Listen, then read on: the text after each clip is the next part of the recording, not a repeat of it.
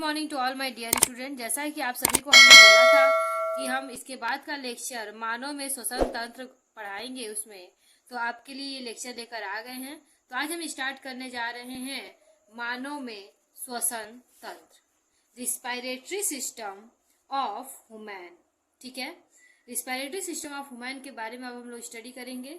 जैविक क्रियाओं का संपादन करने के लिए ऊर्जा की आवश्यकता होती है। जितनी भी जैविक क्रिया हमारी बॉडी के अंदर होती हैं, उनको कंप्लीट करने के लिए हमको क्या होती है, ऊर्जा की यानी एनर्जी की रिक्वायरमेंट होती है। ऊर्जा भोज्य पदार्थों के ऑक्सीकरण द्वारा प्राप्त होता है। जो एनर्जी होती है वो भोज्य पदार्थों का ऑक्सीडेशन होता है और उसके द्वारा हमें क्या होती है, एनर्जी मिलती है। लेकिन श्वसन के दौरान ऊर्जा मुक्त होती है। जब तक हम श्वसन नहीं होगा तब तक ऊर्जा क्या होगी, मुक्त नहीं होगी। इसके बाद वाले लेक्चर में आप लोगों को हम बताएंगे, लेकिन अभी एक नया चीज बता रहे हैं, मानव श्वसन तंत्र के मुख्य भाग। मानव श्वसन तंत्र के मुख्य भाग के बारे में अब स्टडी करेंगे। मानव श्वसन तंत्रों के मुख्य भाग निम्नलिखित हैं। पहला, नासा गुहा जिसे नेजल कैविटी बोलते हैं। दूसरा, नेसोफेरिंग्स जिसे इंग्लिश में भी नेसोफेरिंग्स बोलते हैं। इसके बाद तीसरा, लैरिंग्स, इंग्लिश में भी लैरिंग्स बोलते हैं बेटा। इसके बाद कंठ या ट्रैकिया, हिंदी में इसे इंग्लिश में भी ट्रैकिया कहते हैं, जो हिंदी में कहते हैं इंग्लिश में भी कहते हैं। श्वसनी बॉक्स, ब्रोंकस जिसे कहते हैं। उसके बाद आता है लंग मिस फेफड़ा, फेफड़ा मिस लंग। फिर उसके बाद आता है डायफ्राम।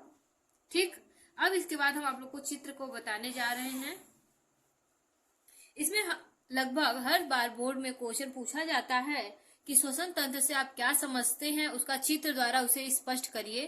तो उसमें ये सारे पॉइंट्स लिखने होते हैं और बहुत ही इंपॉर्टेंट पॉइंट्स है, बहुत छोटे में आपको हम ये सारे कुछ बता रहे हैं। तो इसमें अब हम इसके स्ट्रक्चर पर आ गए।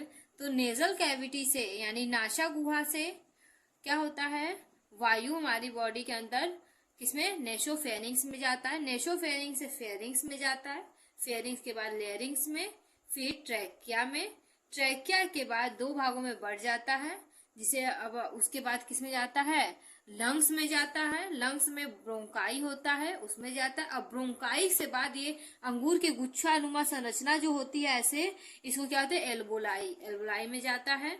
और ये सभी के नीचे एक पतली सी झिल्ली दिख रही है जो आपको, ये डायफ्राम है। इसका श्वसन में बहुत अहम भूमिका होता है।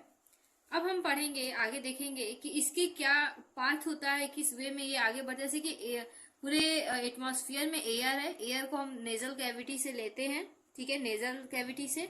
फिर वो विंड पाइप के थ्रू लंग में जाता है।